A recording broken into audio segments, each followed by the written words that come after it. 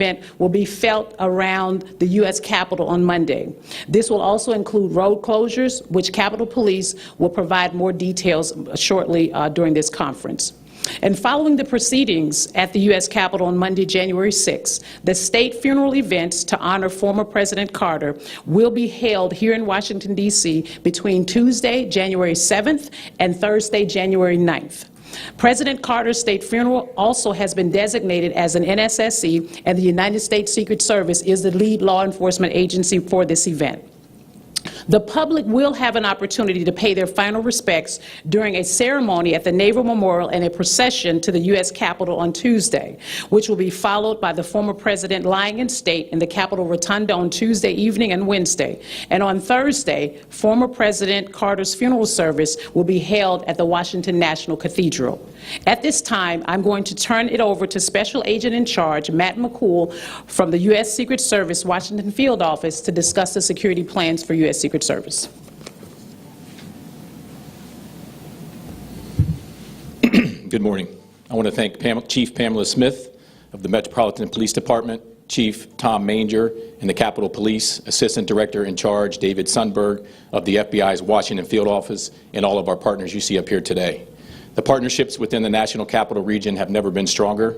Ensuring public safety during high-profile events is truly a team effort. My name is Matt McCool. I am the Special Agent in Charge of the Secret Service's Washington Field Office. We are here today to discuss the public safety plans for the 2025 counting and certification of electoral votes and the state funeral of former President Carter. It was an honor and a privilege to serve President Carter, and the Secret Service joins the nation in mourning his passing. For just over 48 years, our agency stood watch over the late president, who was the longest-standing protectee in the agency's history. In my previous position, I was responsible for the advanced security planning for several of President Carter's peacekeeping missions to the Middle East. Serving the 39th president in this capacity remains among the highlights of my career. In a final act of service, President Carter's detail agents will serve as pallbearers, as they did for former First Lady Rosalind Carter.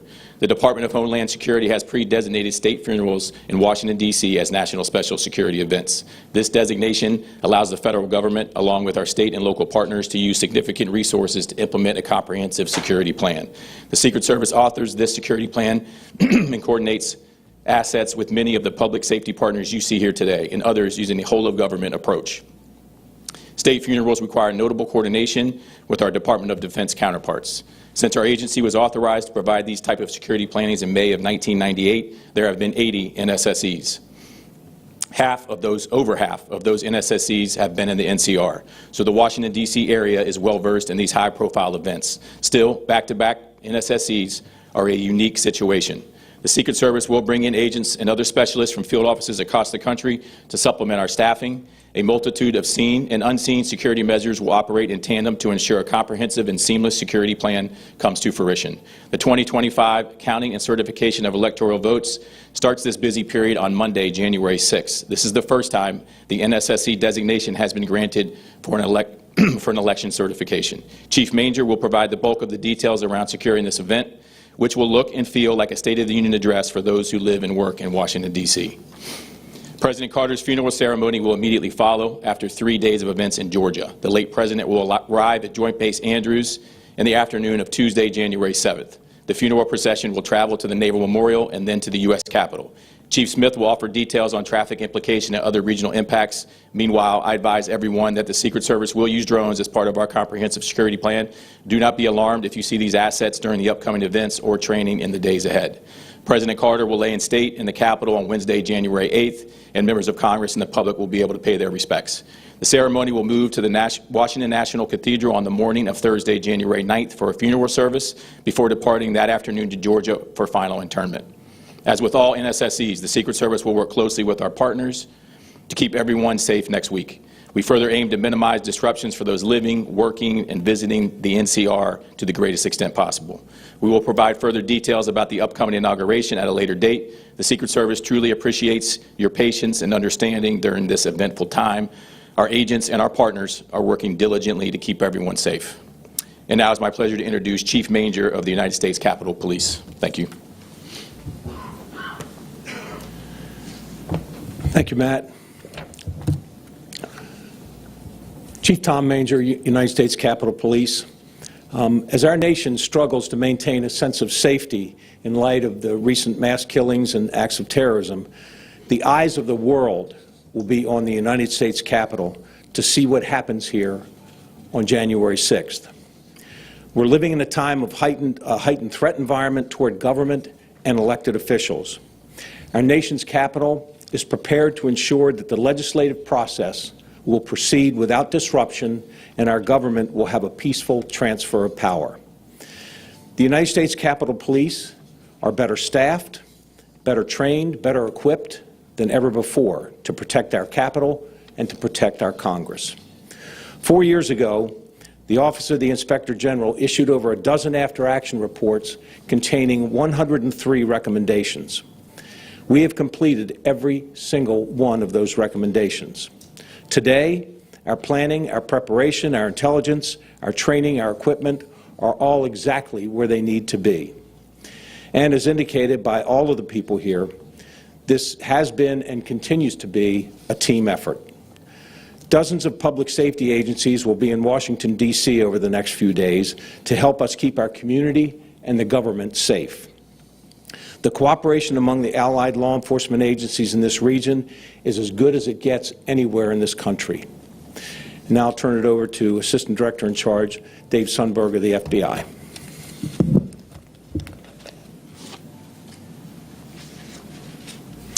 Thank you, Chief Manger. Good morning. I'm Dave Sundberg, Assistant Director in Charge of the FBI's Washington Field Office. I appreciate the opportunity to be here today to discuss the FBI's partnerships with federal and local agencies to prepare for the upcoming national special security events here in the District of Columbia. For these events, the FBI has the lead federal law enforcement responsibility for crisis management, response to terrorist threats, and intelligence. Leading up to and during these events, FBI intelligence analysts have been and will continue to assess and share event-related intelligence with all of our partners. At this time, we are not tracking any credible or specific threats associated with these events. That being said, we are certainly operating in a heightened threat environment, especially given the incidents in both New Orleans and in Las Vegas on January 1st. At this time, we have no information indicating a local threat associated with either of those incidents. We will continue to work closely with our partners to share information and identify and disrupt any threats that may emerge. As always, we remind the public to remain vigilant and to report any suspicious activity to law enforcement. We look forward to working with our partners to ensure that these events are held both safely and securely. Thank you. Before we get into questions, certainly want to thank Assistant Director in Charge Sundberg and the rest of my partners here who have explained kind of sort of what the posture will be here in the District of Columbia. What I do know is that events like these require detailed planning, close collaboration, and constant communication with our law enforcement partners. And I want to thank each of our partners who are standing here, my colleagues today, for their continued partnership of the Metropolitan Police Department. And as we've stated, beginning Sunday morning, the Metropolitan Police Department will go into full activation. This activation positions additional officers with specialized training that can be deployed anywhere in the district at a moment's notice, while ensuring that our ability to respond to routine calls for police service will continue across our city. We are committed to upholding the right to peacefully assemble and protest here in our city. However, as I've stated before, when we have special events, and I want to be very clear that we will not tolerate any violence, rioting, destruction of property, or any behavior that threatens the safety and security of our city. This message extends to anyone traveling to the district over the next 3 weeks. We welcome visitors to come and experience what this incredible city has to offer, but those who are intentional on unlawful activity should know that there will be consequences. With all of the events scheduled for next week, there will be road closures around the U.S. Capitol, the Navy Memorial, and the National Cathedral. We are asking our community to be patient, plan ahead, and give yourself extra time. We also encourage you to consider utilizing our Metro Transit system. We have a full list of road closures, maps, and additional information regarding the security of these events online at nsse.dc.gov. It is available for you to view at this moment. Thank you all for being here today. We will open up the floor for any questions. Hi, Chief. Michelle Marsh from 7 News. I first want to thank you all for the hard work that you're doing. You mentioned New Orleans, and that is a case of a single person who was self-radicalized, someone who did their own planning. Can you tell us, how do you prepare for someone who is hell-bent on carnage? Well, I think what we all do as law enforcement partners, I think every single day, and I think I shared earlier, you know, if not weekly, on a bi-weekly basis, we are always talking about incident that could potentially happen here in the city. And what we do, and what I do know, is that we're all very well-trained professionals in this space, and we also host a lot of intentional special events across this city year in and year out. And I'm very confident in the team that I have standing alongside me. Whenever we have any events, we know how to come together and solve those issues. Yes, sir. Associated Press. You mentioned the interesting confluence of two back-to-back special security events. Three. But it's really three, right? That's With correct. the inauguration rolling right into this. That is correct. Can you speak to sort of is there any historical precedent for this many in this short of a time, and what does that do to, I mean, resources, personnel, the level of coordination that's needed? Well, you already know what it does, the resources and personnel, whenever we have these significant events. If you think back to what occurred in July 4th, we had the NATO summit, and then we had the Prime Minister of Israel who visited our city.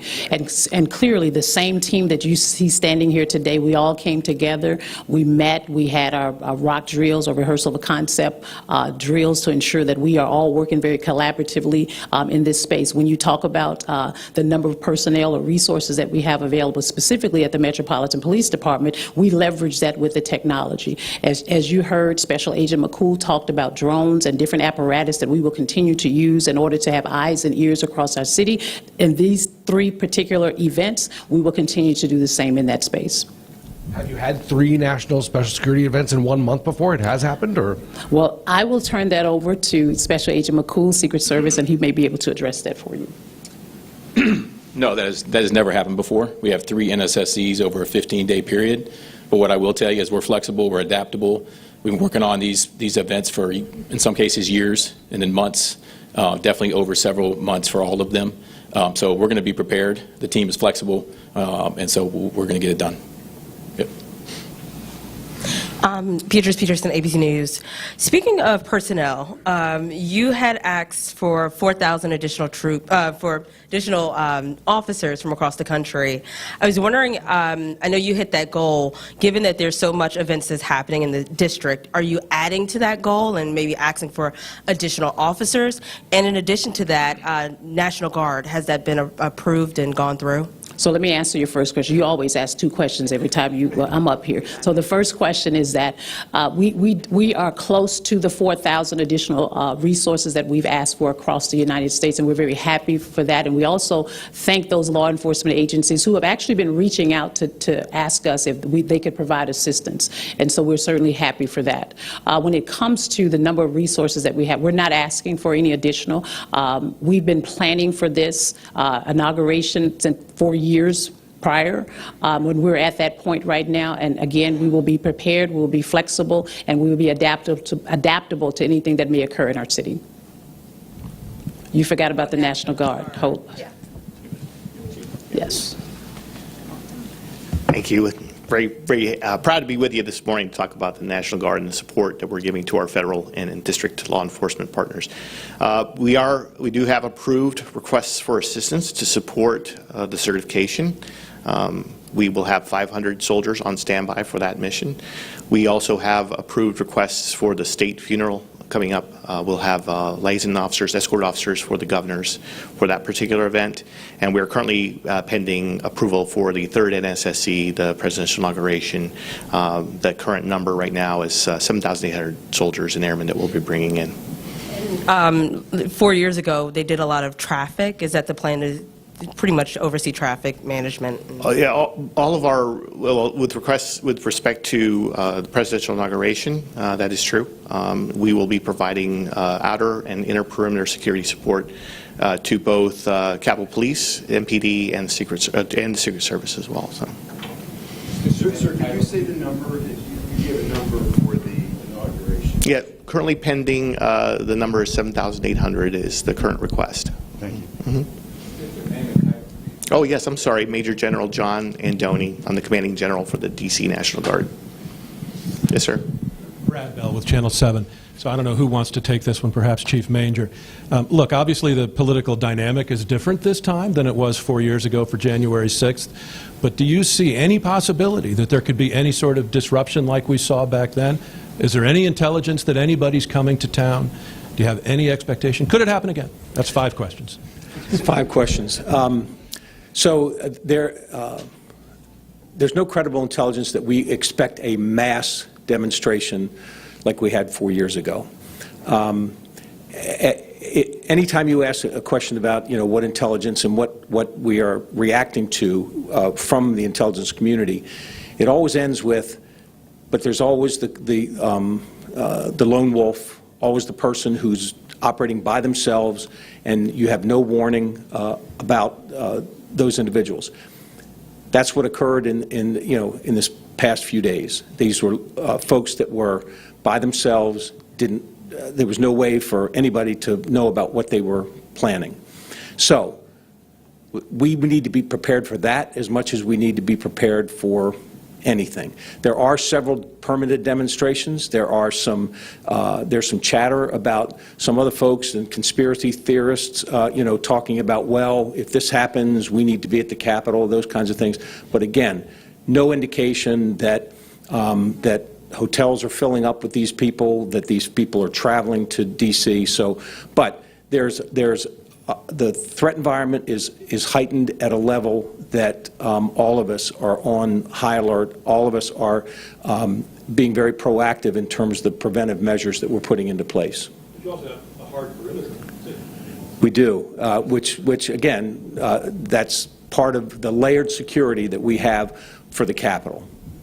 Chief, while you're up there, two quick questions. How long will the fencing stay up around the Capitol? Will that stay up through past January 20, or when do you expect that? It'll stay up through the inauguration. And then for the visitation, the viewing for President Carter and the weather that might be impacting that, can you just tell people what they might expect if there would be long lines that stretch out into the street and outside of the Capitol, how you'll be preparing for weather for that?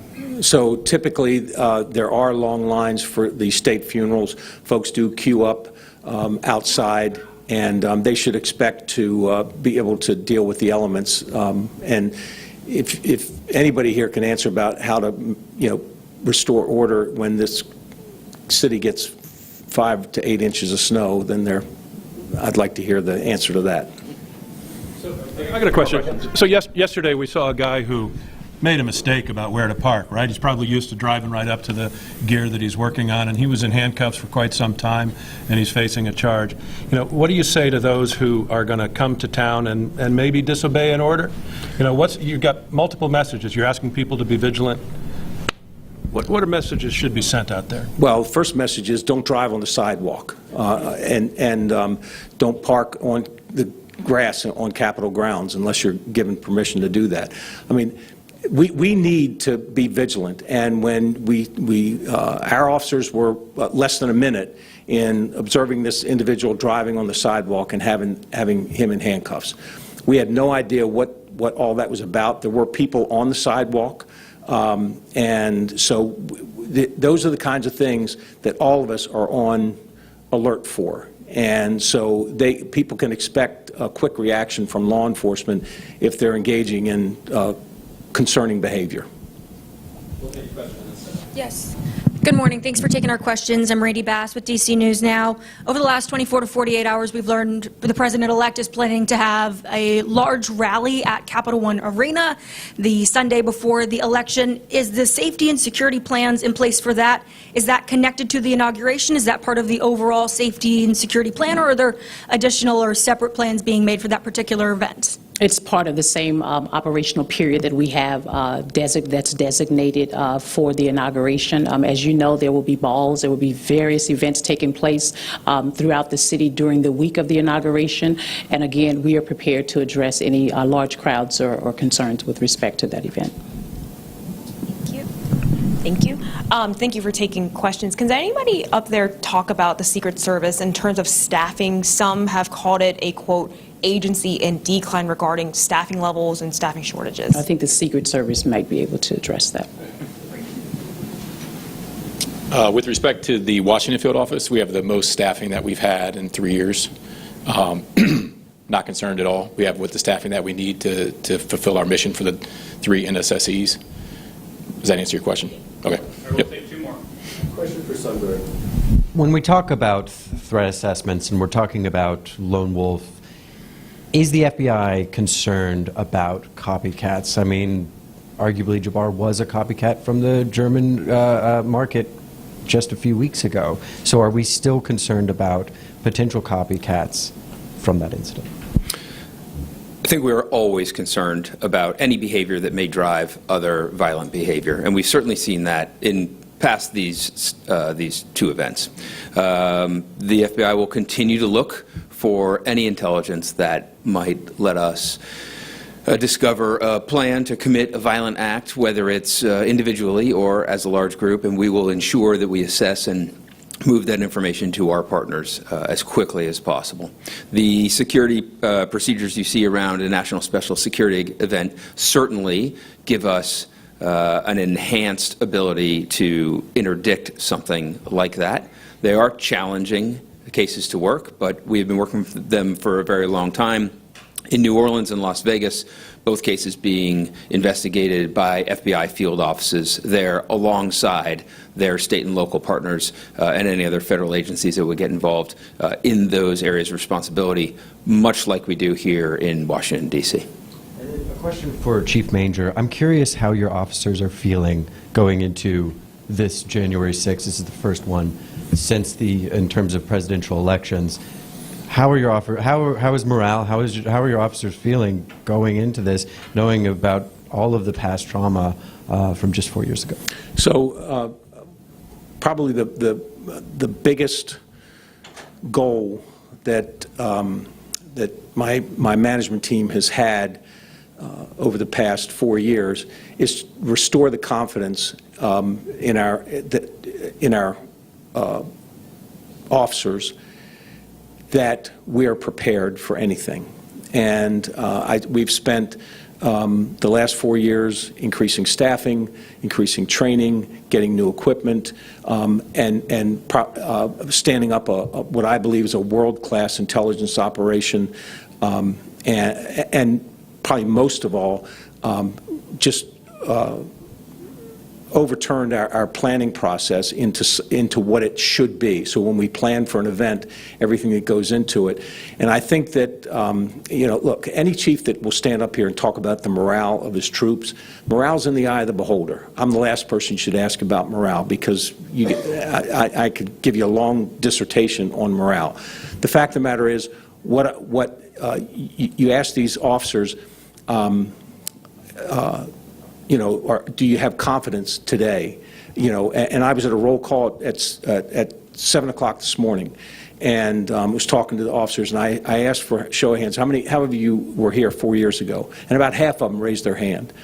The other half came here knowing exactly what they were getting into, and they're here because they want to be. And if you ask most of them, they were here because of January 6th. That's why they wanted to come to the Capitol Police. And the other folks were in that roll call were the first responders, the bicycle officers, and the civil disturbance officers. These are officers that want to be on the front lines of what is happening here. So I do think that the officers are confident that we're prepared for anything, and I believe that we have restored that sense of safety for our community on Capitol Hill and restored the confidence of the officers that the department's not going to let them down. Last question from Ellen. Hi, Ellie Silverman with the Washington Post. Thanks for taking our questions. I know that you all have talked about how, in light of recent attacks, you're all on high alert, but I'm wondering if you or others could speak more specifically about any changes that maybe those events have already prompted. For example, are you expanding the security perimeter, more so than you would have or planned to a week ago? Or are there additional road closures? Just anything more specific that these events have prompted in your posture? I think, as I've stated earlier, is that one of the things that we oftentimes do is that we work very closely with our intelligence community and our partners and my colleagues here. And anytime we see any threats across the country that may be impactful here, we reassess and reevaluate our security posture. And as you know, we've been working and planning the inauguration for quite some time. And if we feel or believe at this time that there is a need for us to enhance our security posture any higher than, or heighten it any higher than what it is, we will do so. At this time, we do not see or we do not know of any known credible threats to the city. We will manage the plan that we have created amongst all of our agencies. And as you know, we're very flexible. I mean, and in this space here in the District of Columbia, we have managed large-scale events on many, many occasions, and we will be agile in that if there's a need for us to increase our posture, which is why we're going to a full activation, we will have those resources readily available for us to do so. For the FBI, in light of the video that was released on the unsolved pipe bomb case, I was just wondering if you could speak to or describe your level of concern that that person is still on the loose, still at large. We're absolutely concerned that person is still on the loose and at large. Those were two viable devices left not only outside of the Democratic and Republican National Committee headquarters, but in a neighborhood where people work and live. We have had a consistent effort alongside our partners to try to identify that person. That is going to remain a threat until we can identify that person. Unidentified, we don't know motive or intent from about 4 years ago, so I can't tell you with specificity any relationship to the County Electoral College votes on January 6th, but we remain concerned and vigilant.